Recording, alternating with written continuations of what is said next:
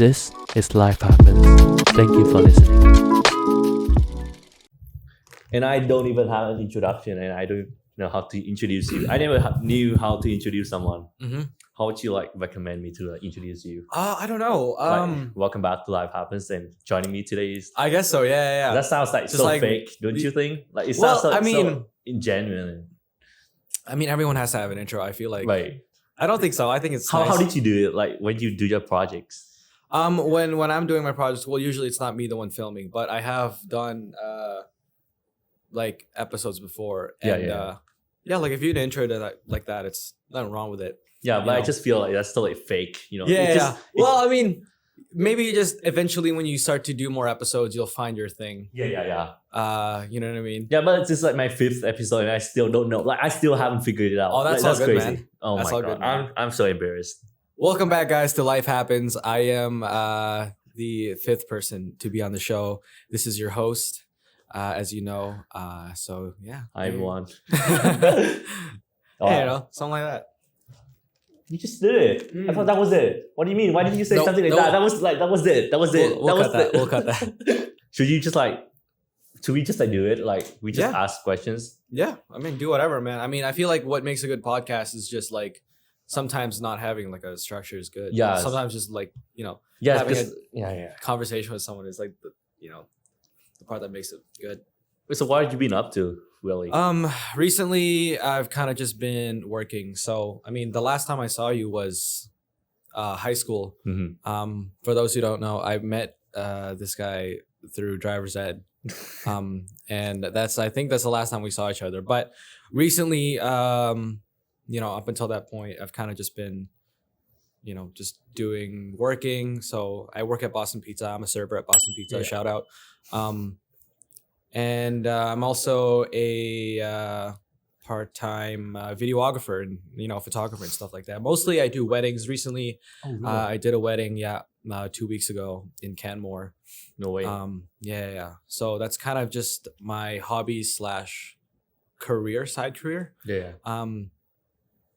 And I do plan on eventually going to film school. Yeah. But at the moment, just working right now. I just moved out of my parents' house like in December.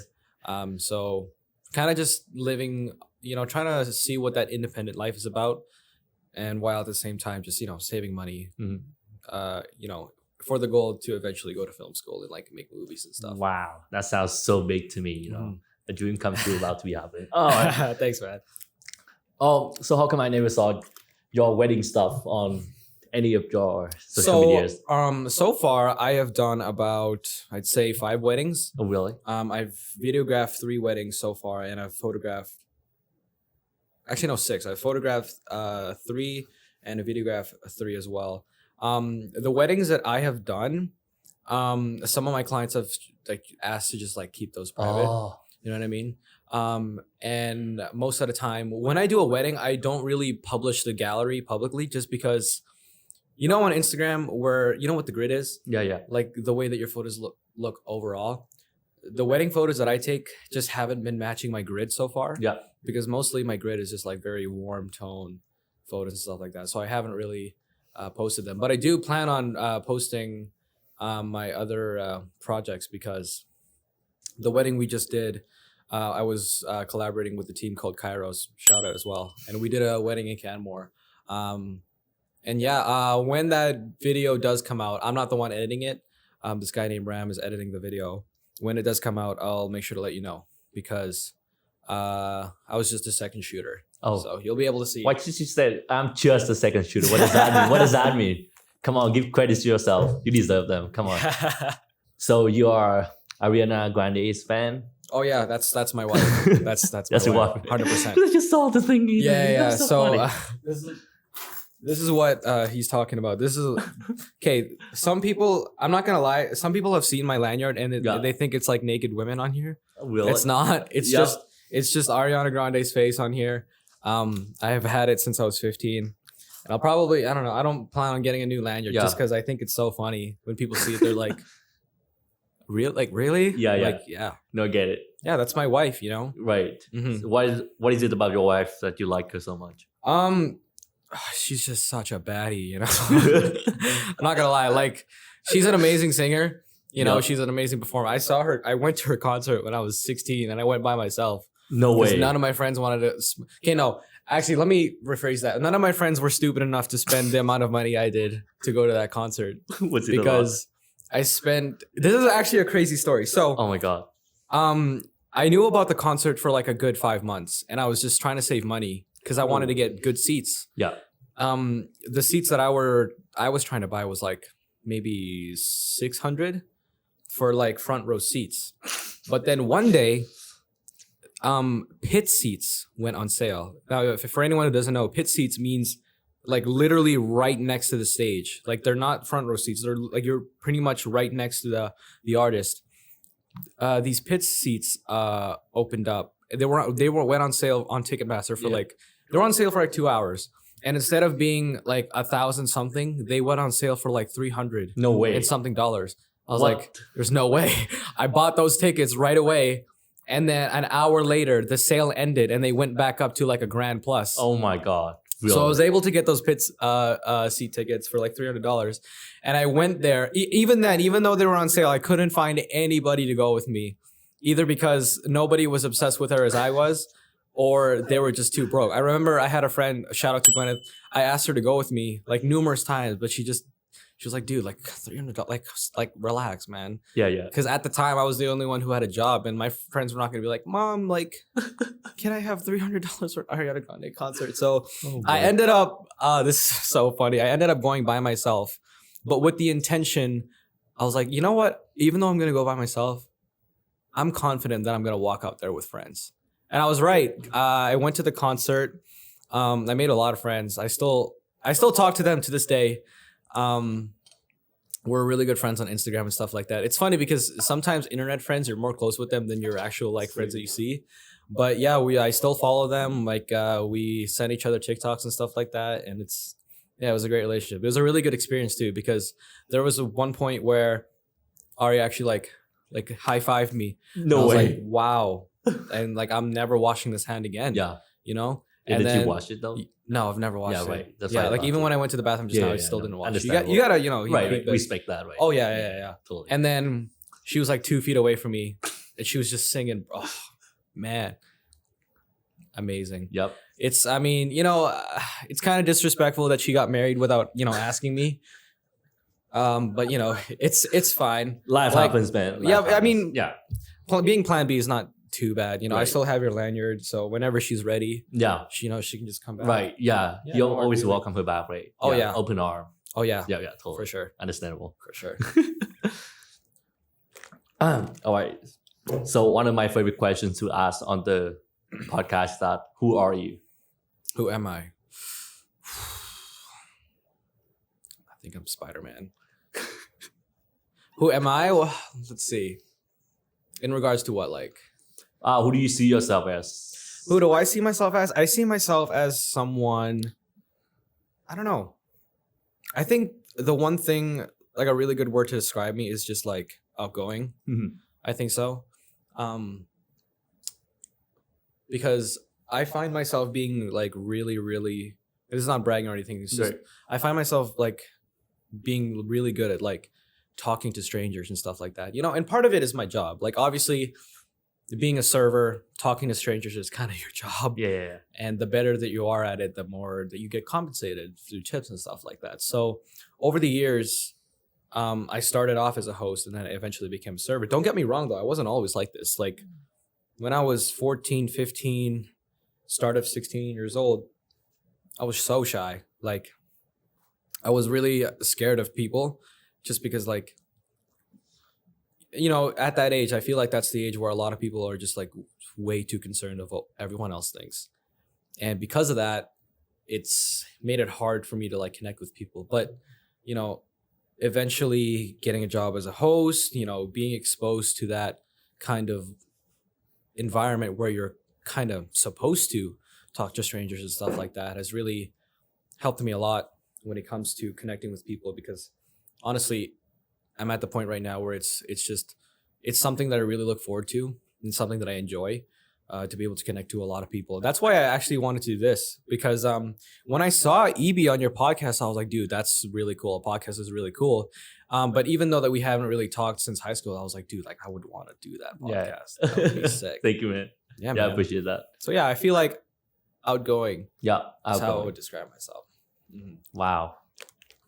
It's crazy how you describe yourself as when you were 13 and 14 when you were so shy and now you're so confident. And man, it's crazy like how you can change from that moment like into you now. It's how Oh yeah, man. if you look at that process, what would you have to say to yourself like, oh wow, Emmanuel, That you freaking process. did it, right? Oh, I would say that process was hard. And that's one thing I want to make sure that everyone knows is like getting to be outgoing, it takes time.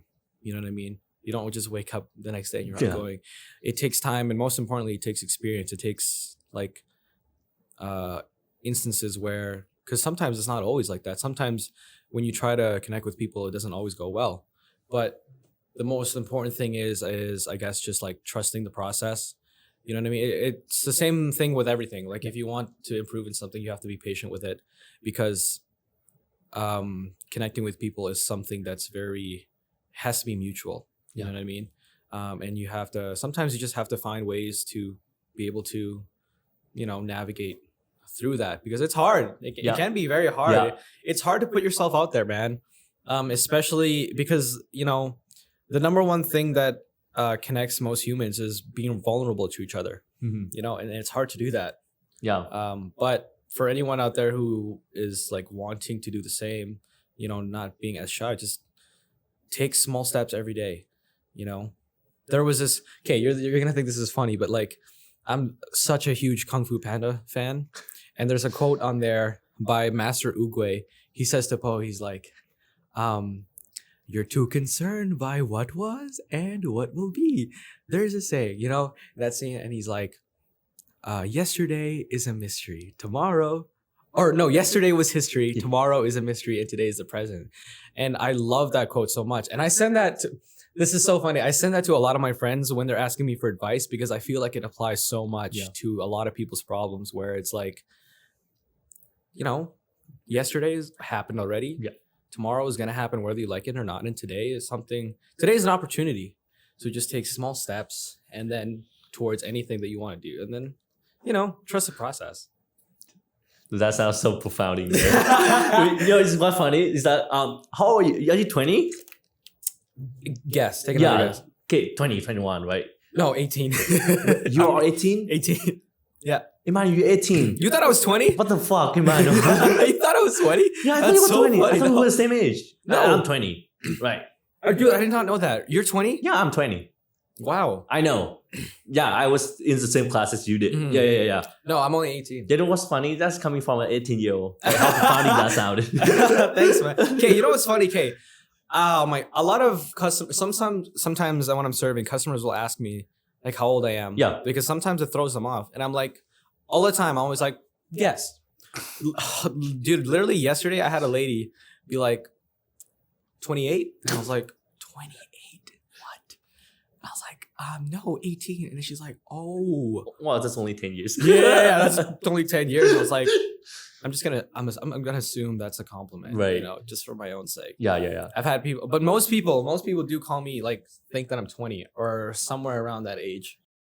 Did you like face any like obstacles or challenges when you move out at all? Oh, when I moved out, yes, definitely.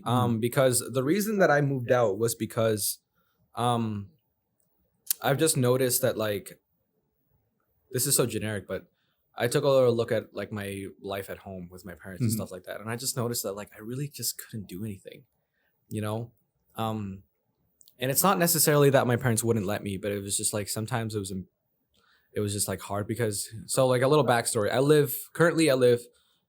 used to live with my parents and my brother, his baby, and my uncle. That's a lot of people. Now here's the thing. I get annoyed really easily when it comes to like at home stuff. You know what I mean? I just found it really difficult because like I wouldn't be able to have friends over because you don't want to bring friends over and then there's a baby crying. You know what I mean? Yeah. Like there would be times where I would like, I would like somebody and I would try to like have them over or something like that, meet my parents or something, and then there's a baby crying, or like I've had times where they would fight in front of my friends. I was like, okay, no more of that. It wasn't often, but it was enough of a reason for me to want to move out. And it's not the main reason. The biggest reason is because I wanted to really embrace the aspect of being independent, because I've noticed a pattern in my family, and I'm not saying this is bad. Like, to anyone watching, what I'm about to say, I'm not saying that living with your parents is bad, because there's really nothing wrong with it. But I've just noticed that I've had a pattern of people in my family who I just felt like held on to that security too much. That security of like your parents will always be there, and I just wanted to be like independent from that. Right. I mean, if anything ever happens, I always have my parents as a safety. But going into 18, graduating high school, working more on my career as a filmmaker and stuff like that, I just wanted to embrace that sort of aspect of being independent, and you know what I mean. And it's a lot more fun because, for one thing, I don't live by myself. I have 2 roommates. Shout out to Avery and Tristan.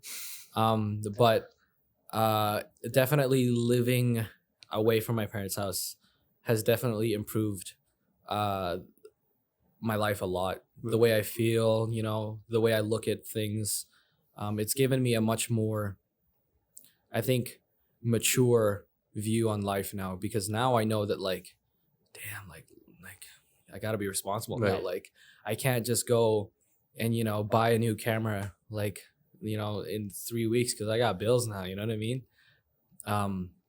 Again, there's nothing wrong with living with your parents, but it's just a personal decision that I have made. So you're a photographer, you're a videographer. Yeah.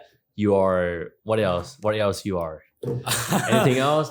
Okay, I was YouTuber, filmmaker, Instagram. I was talking to one of my friends about this, and he's like, dude, like, you do a lot of stuff. Yeah. And I was like, I don't do that much. And then he's like, dude, no, you do a lot. Like, he was like, name me all of the things that you like to do, like that you think are fun to you. I was like, okay, photography, videography, boxing, singing.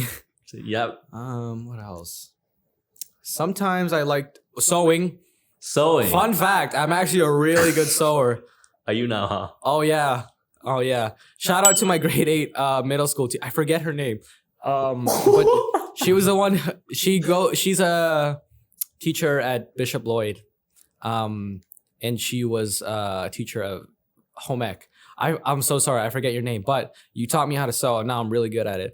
I'm actually really good at sewing. What is that? 5? Is that 5 now? Probably. And like, I don't know, some other stuff, I guess. Yeah. But yeah, I don't know. I guess I do a lot. Well, for me, it's like doing a lot of things, keeping myself busy makes me happy. Like, for example, when I got COVID 3 weeks ago, you're good. When I got COVID 3 weeks ago and I had to isolate for 5 days. Oh man. Were you all by yourself? No, I was with my roommates because they were all got COVID, but like sitting in a house and you're not allowed to leave, and I can't do anything. I can't do boxing, I can't do photography, I can't do whatever. I can't do that again because I literally almost went insane because I'm so used to that lifestyle of keeping myself busy. Oh, and most importantly, another thing I forgot to get, and this is the most important thing out of all of them, fitness. Fitness is my literally like number one driving factor. No way. When it comes to my overall mental health and my physical health as well, because like not being able to go to the gym for 5 days, I know it doesn't seem like a lot, but keep in mind, I had to isolate for 5 days minimum, and then I got my PCR test and I had to isolate for a little bit longer. So it was closer to like 8 days. Not being able to work out for 8 days. No, that's not okay. Crazy, man. Yeah. So I guess I do a lot of things. But yeah, it's all towards my overall just health as a human, because these things make me happy, Awesome. So I wanted to touch on digital voice. Mhm. Is that a project that you're working Yes. on? Yeah. What is digital voice? That is a project that I'm working on with my very good friends Alexa and Tanisha. Digital Voices was initially it was a project that was started by Alexa Blind, who's she's an amazing person. She's a person who is a public speaker, and she's a really big influence when it comes to like indigenous rights, shining a light on the things that normally can tend to kind of be put aside or not get as much attention to. And she's a person who is able to bring light into a lot of situations like that. So it was a project started by her. I think it was about 2 years ago or 1 year ago. Initially, she came to me and she was just looking for a videographer for her project because her idea was she wanted to do a series where we interviewed 5 people and we recorded it, and we would turn those things into episodes, and we interviewed people who had something to say, like someone who was a musician or someone who was battling depression and stuff like that. People like that who have a message that they really want people to know, whether whatever the message was. And so we wanted to create that project to be able to do that, exactly that, shine a light onto people who want to share their message. And it started off like she just started off as a client like anyone else. I was like, she came to me like, hey, can you do this? This is my idea. How much do you charge? Blah, blah, blah, blah, blah. Our very first time filming Digital Voices was just pretty much a business thing. You're my client. I'm going to film this for you. You pay me, whatever, blah, blah, blah, blah, blah. But then it went on CBC. The trailer that I made for Digital Voices was on CBC because Alexa, I believe, was on a collaboration with CBC. Oh, wow. Yeah. So our trailer for Digital Voices was, it was on the news, and they, I'm pretty sure they showed interest in wanting to do another season or another, type thing like that. And so, after that, Alexa wanted to continue Digital Voices, but we came to the agreement that, it would now be a collective project. Yeah. Meaning that I wanted, I wanted my name to be part of the project because it was something I believed in so much. And we had a conversation where I was like, listen, the second time around, like I wasn't being paid, but I was totally okay with that because I said to her, like, I'm totally okay with not being paid because overall, I think the message and the overall movement of what you're doing with Digital Voices is something, really amazing and something I really want to get behind. So that's what we did. And we started, season 2. We filmed with Jordan Pollard, who's, a really well-known musician, and other people like that. And yeah, it's going great. Yeah. Yeah. Wow. First of all, I want to say I really love the message behind Digital Voice because I watched every single one. Yeah. Really? Yeah, That's awesome, man. And I always wanted to comment something like positive, but I was like, Mhm. she's struggling. She's going through so much. What could I possibly say that could Mhm. possibly make her feel better? Then I Mhm. just ended up not commenting anything at all. Mhm. But still, though, I love to everyone who was on Digital Voice. I love you guys all. That was awesome. Keep it up. Keep it wholesome. You hear that, guys? Yeah, the message that you guys sending out, this message you guys creating is awesome. I just wanted to know, to you personally, what have you learned over the process of creating Digital Voice? That's a great question. I guess the main thing that I've learned is like, since I've talked to so many people of different backgrounds, different experiences, it's really opened up my eyes to, I guess, the vastness of the world. Like you really never know. Like it's given me an opportunity to like look at other people and be like, wow, like you really don't know what anyone's going through until you actually connect with them. There would be times where I would find myself like literally forgetting to like check cameras, check audio, because I was just so invested into these stories that these, individuals were saying to us. And that's one thing I've learned about digital voices is like you don't know what anyone's going through. You really never know. Like someone could have the biggest smile on their face and deep down there's a lot going on in there. Yep.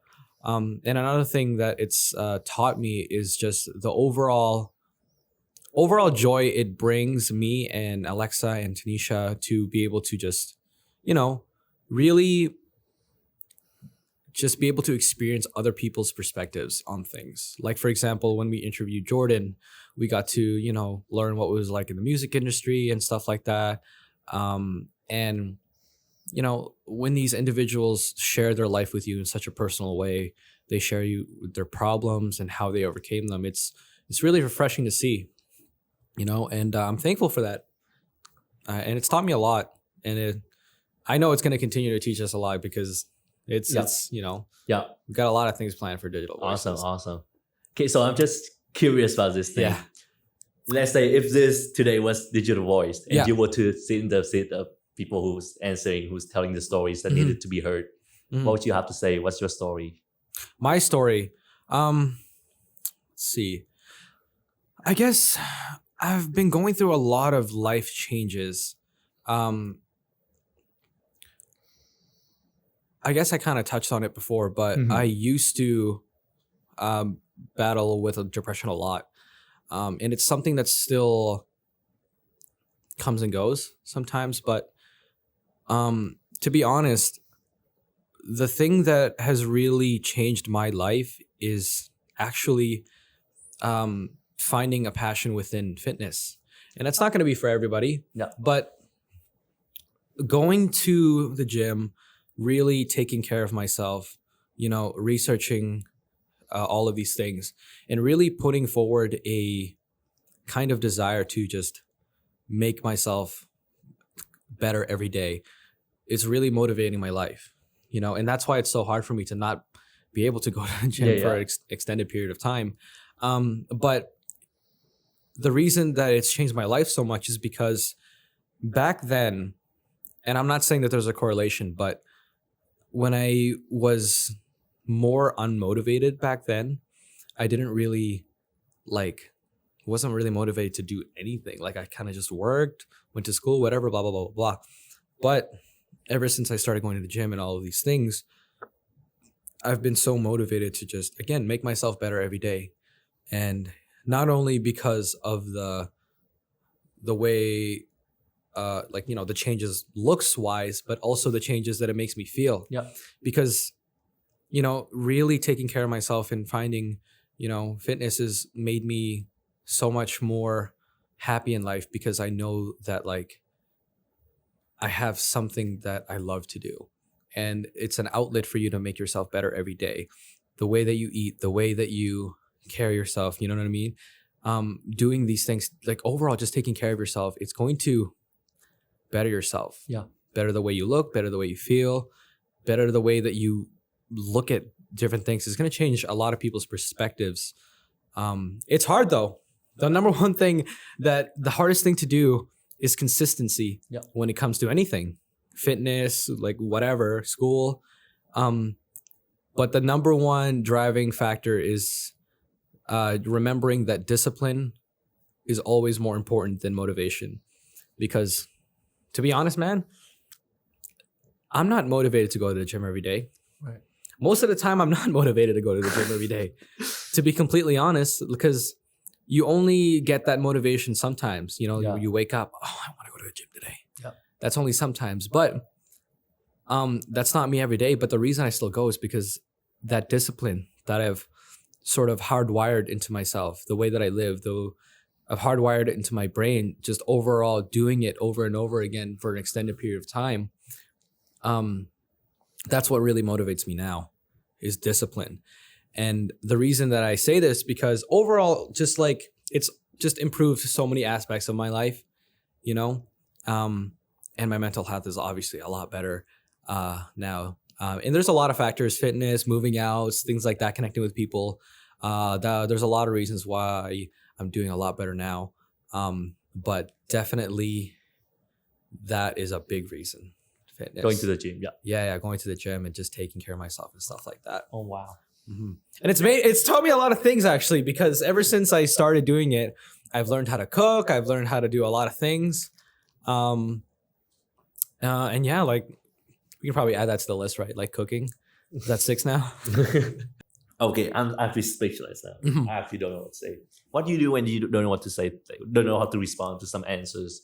Or you just like, I don't know. Sometimes it's there's something beautiful about not having anything to say, you know? wow, just what? You just blew my mind right there. With great power comes great responsibility. So are you really Spider-Man? I think I'm Spider-Man. Don't tell anybody. You're like, I'm out of webs right now. understandable. Yeah. Do you like make webs or like do you just shoot webs? They just come out of me. But like I think I went to the bathroom, so like Yep. the webs are gone. Oh boy. Oh wow. Mm-hmm. Damn. Can we just like do coffee? Thank you for the coffee though. It's great. No problem. Do you feel like thirsty after you drink it though? Like and like and one more like Here's the thirsty. thing. Coffee makes me like, oh man, like coffee makes me pee so much. Like literally it's embarrassing. Like everyone who works with me at BPs and stuff knows how often I have to go to the bathroom. Like good thing I'm a guy, because if I was a girl, it would be rough. Because like, guys, they can pee in like what, a minute. That's it, Yeah. But I don't wash my hands because Ariana Right, Grande. yeah. Right. So it's even faster for me. But yeah, it makes me pee a lot. Damn. All right. Should we move on? Yeah, we should move on. Mm-hmm. Okay. Among other things like going to the gym, digital voice, I want to touch on some other projects that you're working on, like videography. Yeah. Like you are such a aspiring filmmaker. Oh, dude, thanks, man. Like, For me, well, the way I got into videography was through church, actually. oh, That's actually how I started doing photography. Was in church. I was taught by one of my really good friends. His name is Hale, the Spirit Dude. Shout out. He's actually one of my business partners with Kairos, because I collaborate with them every now and then on weddings and stuff like that. He taught me the basics of photography, and videography and stuff like that. And from then on, I don't know, I just became obsessed with it. Yeah.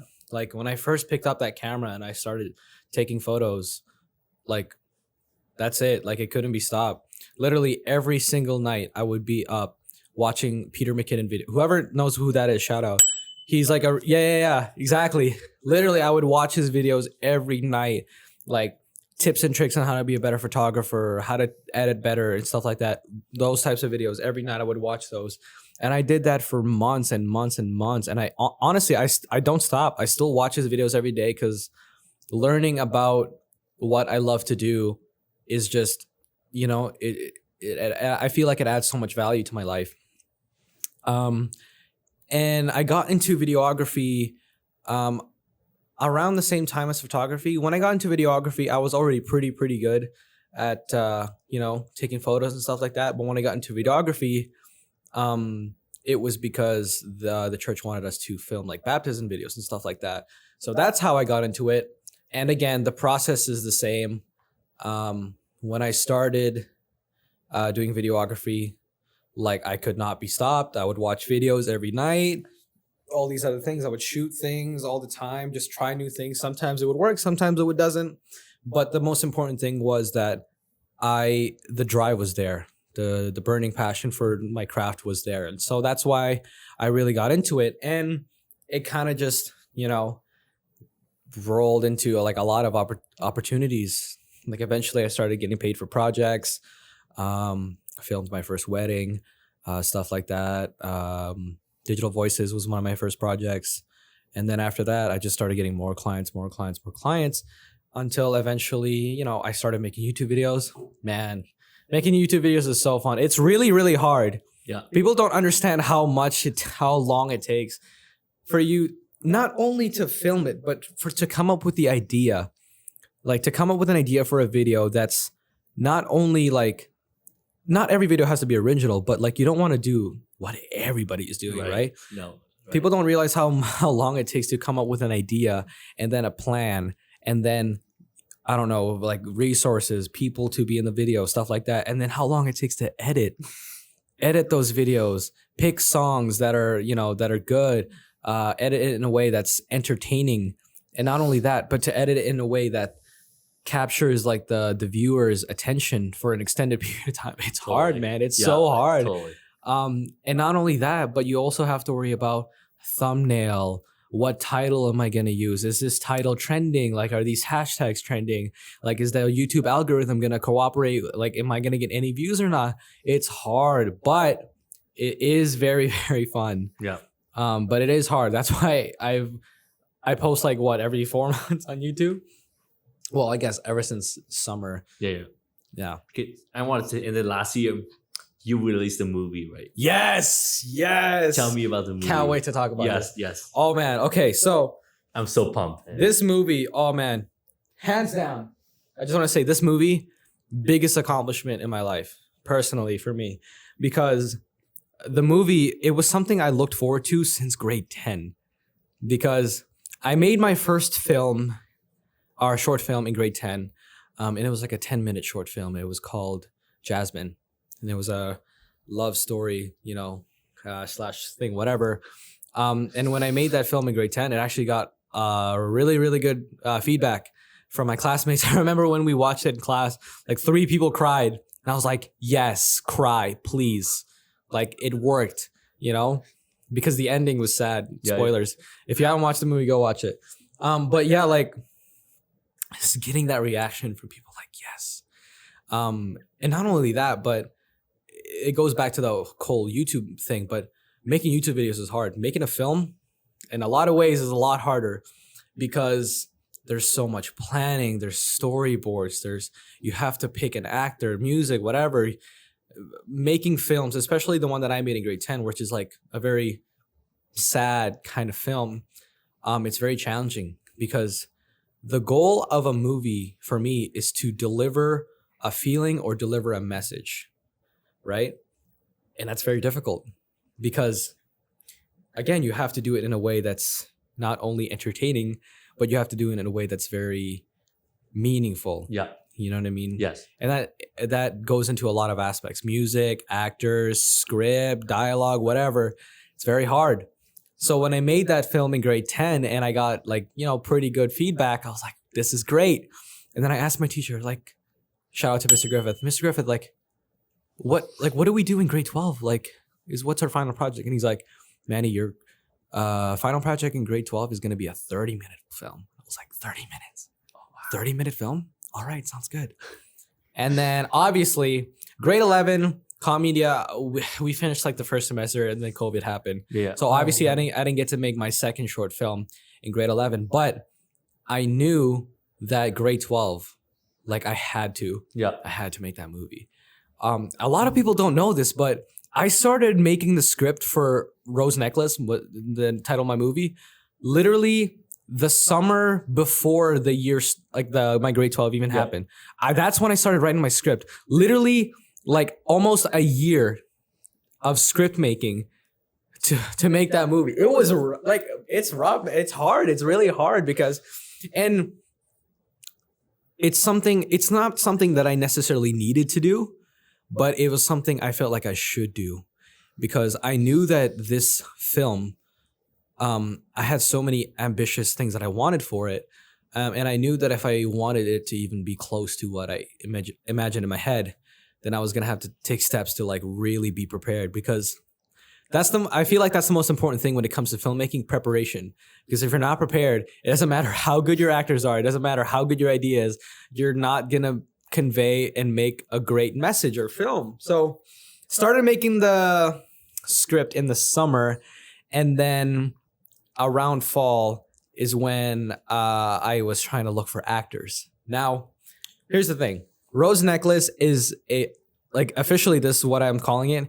It's a Hunger Games fan film. So it's not necessarily part of the main Hunger Games universe or anything, but it's just a fan film. And throughout the summer and New Year's, I was just watching the Hunger Games over and over again, not because I wanted to copy what they were doing, but I was really paying attention to the way that they conveyed emotion, because I think The Hunger Games is a really underrated film series, man, because it's so good. The way that they convey emotions, that the way that they capture, like, you know, devastating things like death and stuff like that, and poverty, and you know what I mean, like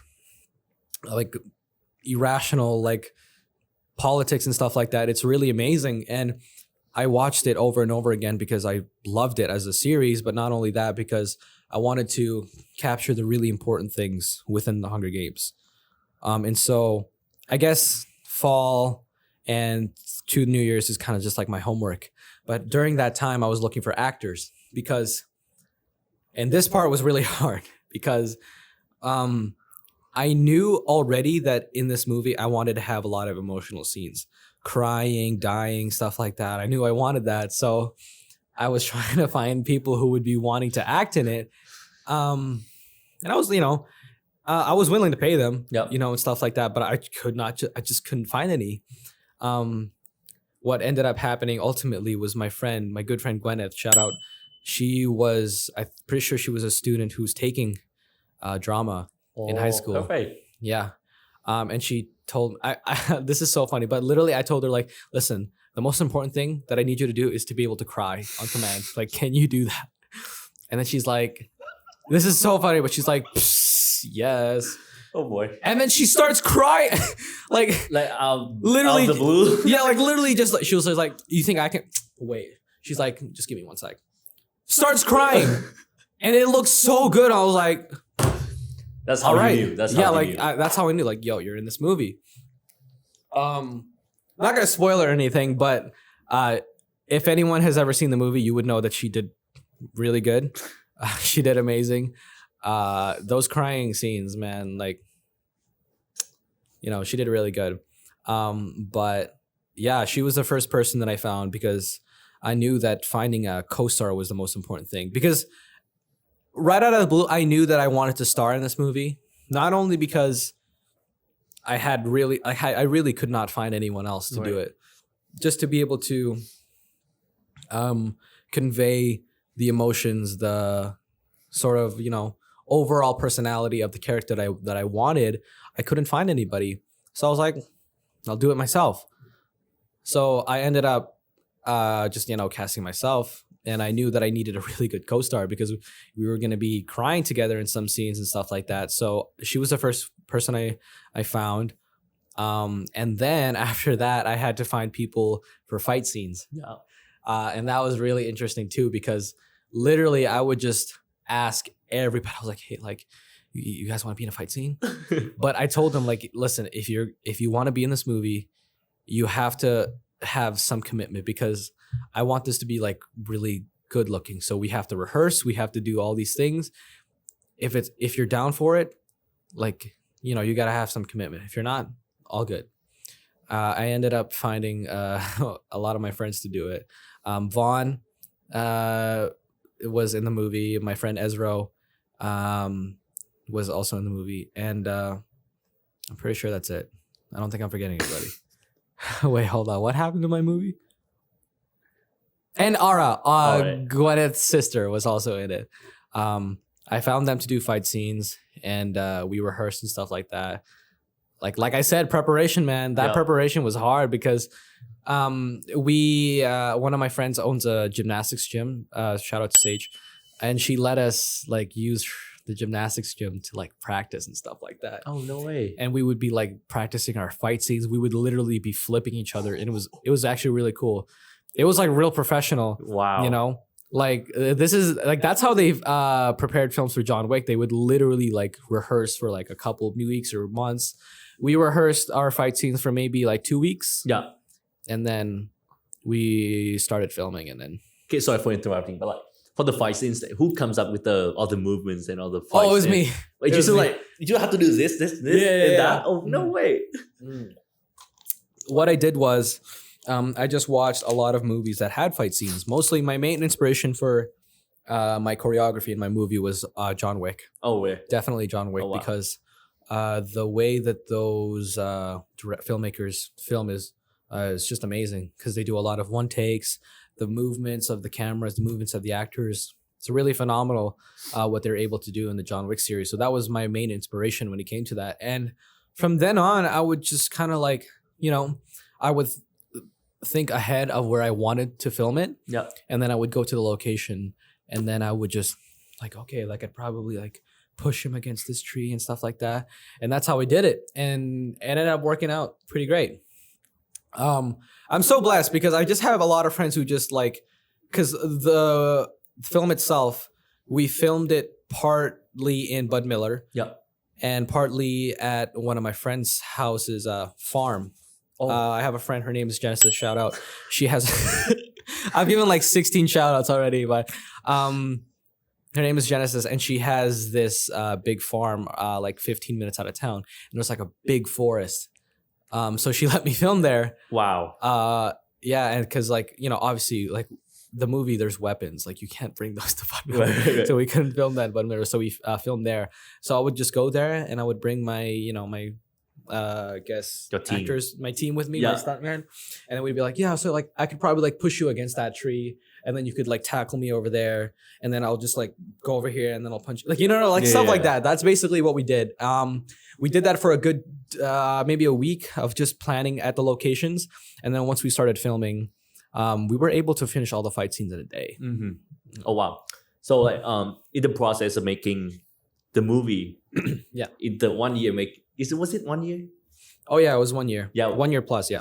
Was there any moments and events that you feel like, oh, it's just not gonna work anymore? Just you feel great like question. Yeah, you're yeah. being challenged. Yes. Yeah. That's a great question. Yes, actually, multiple times during the script. Yeah. I changed the script 4 times because there was a lot of scenes, a lot of actual plot lines that I wanted, but I Yeah. just simply couldn't do. There was a particular thing that I cut out of the movie overall was there was supposed to be a scene where my character goes back to his home and he finds it destroyed. And the reason that I wanted to include that was because I went to another friend's farm, and I just saw that he had like a bunch of burnt down buildings Oh. near his property. And I was like, dude, that looks cool. I should add that in my movie. But I ended up, and here's the sucky part. I saw his location and I was like, I want that in my movie. So I started incorporating that into my script for like a good 3 weeks. Yeah. And I was so like set on having the scene in my movie. And I had so many plans for like, oh, like I'm going to go there and I'm going to find my old like village. It's burnt down. I'm going to cry. I was so excited to film it. And then I found out, one of my friends texted me like, hey, like that's actually not our property. Like that's our neighbors. Like, and they told us they don't want us to to film there. I'm like, oh, that's great. Completely shattered my what I wanted to do. So I had to cut that out of the script.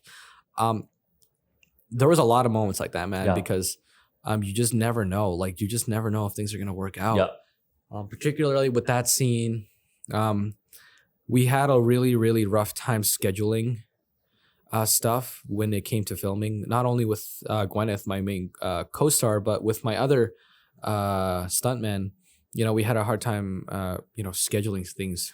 This is actually a funny story, but Vaughn in the movie, he wasn't supposed to be in the movie. It was supposed to be my friend Joakim, because he actually rehearsed all of the moves. But then the day we filmed, I think he was a close contact, so we had to isolate. So I had to get Vaughn. He wasn't even supposed to be in the movie. I had to get Vaughn to film it. And then, we were still able to pull it off, Yeah. but it just sucks because Joakim, he rehearsed with me for a good week on our fight moves, and he never even ended up being in the movie. So yeah, there was a lot of things like that. Definitely. That movie was very, very taxing because, as previously mentioned, making that script, there was a lot of moments where I was like, oh, I don't know if this is going to work, man. And I've even considered maybe why am I wanting to do so much? I should just do a simpler movie, but ultimately I just said to myself, no, you're gonna see this through. But I'm glad that I kind of, stuck to, I guess my gut and just went with it because, here we are.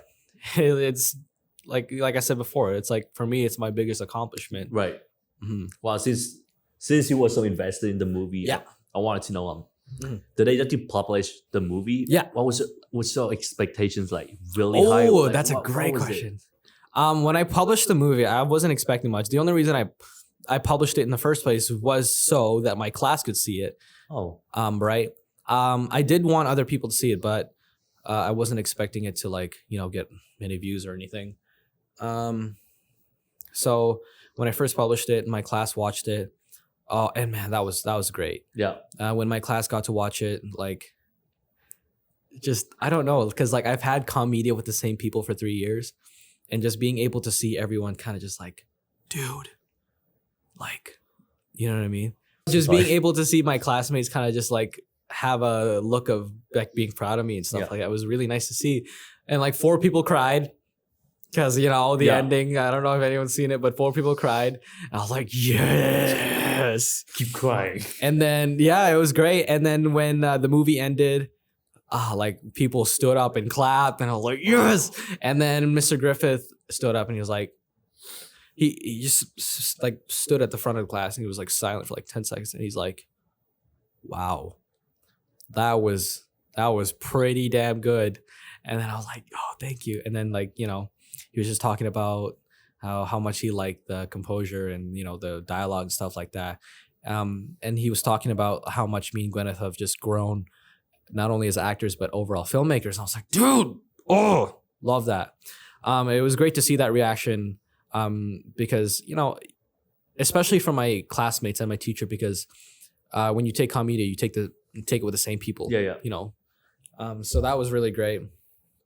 And then I posted it, and then I actually had a little viewing party with my friends. So the same friend who owns the gymnastics gym, Sage, she was kind enough to let me host like a viewing party for all of my friends to be able to see it. So we just had like a projector and like our gigantic wall. And I just put it on my story. I was like, hey guys, like I'm having a viewing party for my movie. Bring anybody, bring your friends, bring your ex, whatever. Bring anybody. Right. I wasn't expecting that much. I was expecting like, just my close friends and some people like that. And then bro, like 65 plus people showed up at the viewing. I was like, some of them I was like, who are y'all? Who are y'all, bro? Like 65 people ended up showing up to the thing. And everyone watched it. I bought pizza, whatever, food, and it was a great time. Overall. We watched the movie, and then during the end, like everyone was clapping, and everyone was like, speech. Yeah. Did you make a speech though? I did. Yeah. Okay, that's good. Just because, oh man, it was such a extraordinary feeling, because stood up there, everyone was clapping, just being able to see that everyone like enjoyed this piece of creation, like this project that I've been working on for so long, something I've put so much passion and money and and love for. It's so great to see. And I got up there and I was like, thanks everybody, like you have no idea how much I appreciate this, to be able to come here just to see my movie. I love all you guys, thank you so much. And it was a great time, and like made the speech, and then people were like sharing the movie on Instagram and stuff like that, which I really appreciate. Have you ever seen my tattoo? Oh, you posted that you on story. Right. So like for anyone who hasn't seen my tattoo, part of the reason I got this tattoo was because of that movie. Now, to be completely honest, this tattoo doesn't really have that much meaning. It has, some meaning. Number one, rose is my grandma's favorite flower. The arrow, obviously, I love the Hunger Games, and I do archery. I also do archery. We'll add that to the list. But overall, really what I think about when I see my tattoo is my movie. Rose necklace, like that is what this means to me. And it's awesome, man. It's really become like a really big part of my life, because like a lot of people somehow know me just from my movie. There was one time I went to Amigos, which is like a club. Some guy came up to me. He's like, "Are you Emmanuel Delacruz?" And he's holding like a beer with him. And he's like, "Are you Emmanuel Delacruz?" I was like, "Yeah." He's like, "Bro, I saw your movie. great movie, man. He starts tapping me, great movie, man. You need to keep that up, bro. I was like, thanks, man. Then he bought me a beer. Yeah, no way.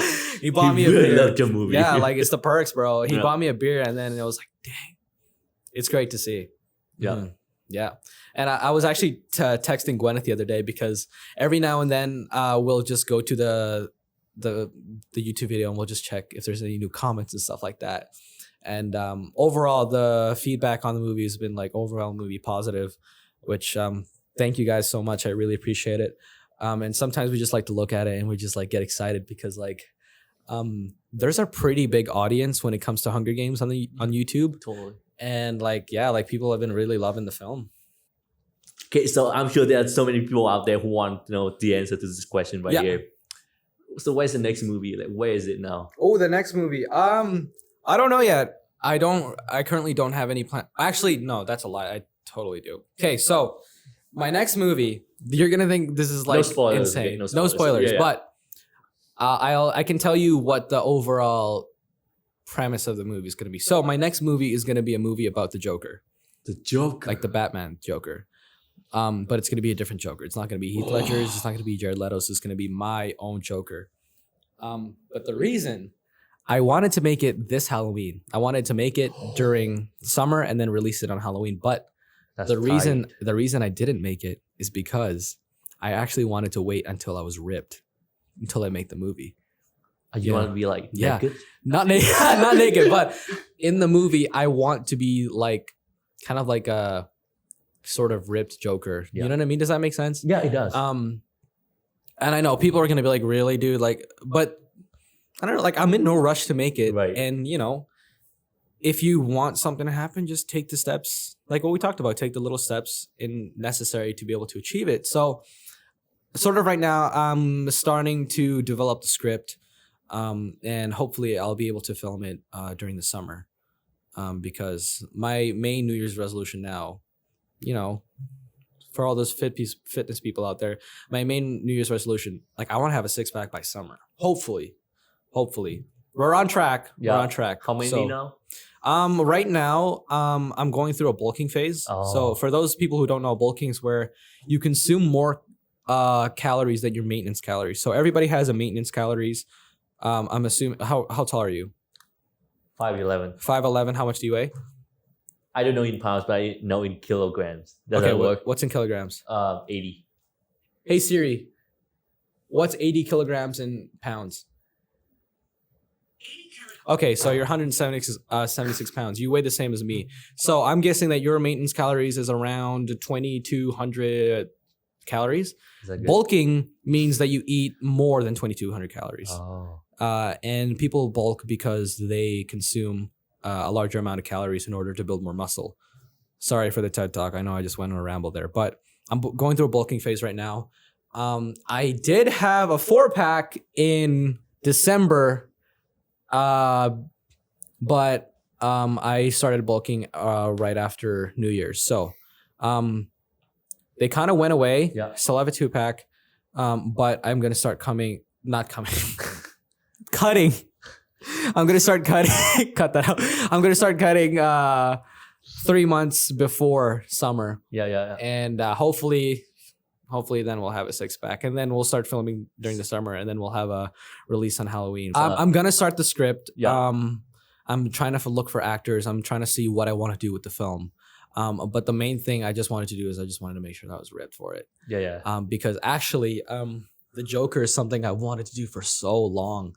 And like I'm no actor or anything. Like the movie I've only acted in 2 movies, but I know from those 2 movies that acting is fun. It is fun, man.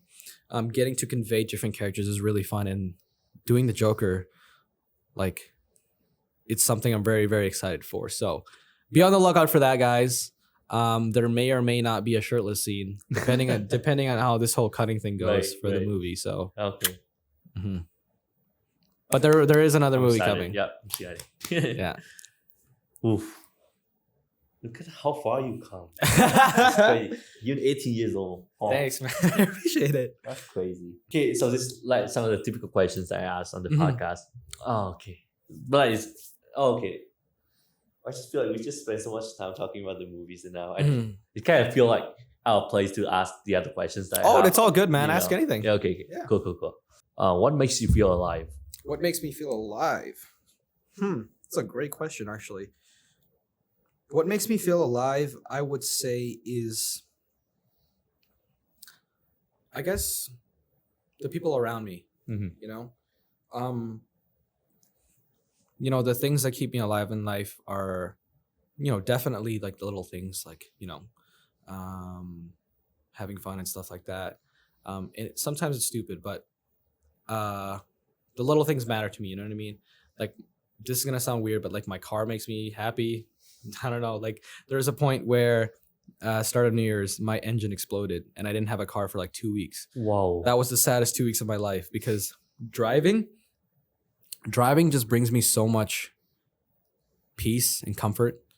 And it's just fun to me because like my car is really, really loud and I love driving that thing. So things like that. My car makes me feel alive, but most importantly, it's the people around me that make me feel alive. Ever since I moved out, my relationship with my parents has really improved just because I feel like now that I'm not always there, when I am there, they cherish those moments more. Like, I've really noticed that. Like, ever since I moved out, me and my parents, we would eat out more often. We would get along so much better. Overall, and even my siblings, I didn't really get along with my siblings all too well. I have a brother David who I didn't really get along with all that much growing up. But ever since I kind of grown up and moved out and stuff like that, my overall relationship with them has gotten better. And I beat him in arm wrestling. Yeah. Because you went to the gym. You hear that? Look at me. I am the captain now. Beat him in arm wrestling. But yeah, like my family, my friends, like I have like this is like people are not going to understand because they don't work at Boston Pizza, but for people who do work at Boston Pizza, they're my family. Like, it's so much more than just coworkers. It's a lot of them are more than friends even. Like, some of them are literally my family. Like, my best friend is my roommate. Her name is Avery. Like, we met at work. Those people make me feel alive. My manager, Su Yen, just the friendships that I have, the connections that I've made with people over the years is, I guess, overall what makes me feel alive, alongside the other things like fitness and, my car, my loud car and stuff like that, which is, it's funny because actually yesterday my car got hit. My car, my car got hit. It was a hit and run. Like, I was working. No way. Yeah, they hit my car, bam, and then drove off. I walk outside. Here, I'll show you a photo. It's actually, photo. it's pretty bad. It's actually pretty bad, not gonna lie. They hit it pretty hard. Did you see that happen, or did you just like when you walked out, you saw that? I walked out of work and bam, there it was. Just hit. Oh my, that's But- so sad. I mean, I don't know. It hasn't really affected me that much. Okay. Well, for one thing, I know it's not my fault. So, like, at least, worst case scenario, I'll pay the deductible or something. But yeah, I don't know. Just like, I think it's funny. But yeah, going back to the question, overall, the connections I have with people is what makes me feel alive. And not only that, really, it's just having a passion for something. The passion that I have for photography and videography, what I want to do with my career in those fields makes me feel alive. My passion for fitness, what I want to achieve with my body and my health and my overall perspective, the way I think about things, that makes me feel alive. The people that I'm with, the friendships that I want to make, the relationships I want to make is, makes me feel alive. So yeah, overall, just connections, Nice. Well, since the connections with other human beings is so important to you, I wanted to ask, if today was your last day to live, what would you do? What would I do? If today was my last day to live, sheesh, I would delete my browser history. Just kidding. But if today was my last day, I don't know. I guess the only thing I can do is probably just, tell everyone who means something to me that they added value to my life or that I love them. and stuff like that. To be honest, if I was my last day, I would probably, I don't know, probably make a video or something. Be like, hey guys, just want to let you know I'm dying today. So, I don't know, something like that. But definitely, I would want to spend my last moments making everyone else realize and understand to the full capacity how much they mean to me, stuff like that. I'd probably hit you up. If I was dying, I'd be like, yo, bro, I just want to let you know I'm dying. But like, thanks for having me on the podcast, I'd probably do that. How can we end this? I don't know. Do you want to end this? Sure. Well, guys, thank you so much for tuning into another episode. This has been Emmanuel Delacruz, me, episode 5. Thank you to all the supporters of Life Happens. Thank you to all the supporters of my movie, as well as Digital Voices and any other projects that is currently going on or has already happened. So yeah, thank you guys for the support. This has been episode 5 with Life Happens. This is your host right here. And I've been me. So thank you guys for tuning in. And we'll see you on the next one. All right, guys, you can check out Emmanuel at the address at the link below. The links check below. him out. Yep. Yes. He's good. Mm-hmm. Woo! We did it. We did it.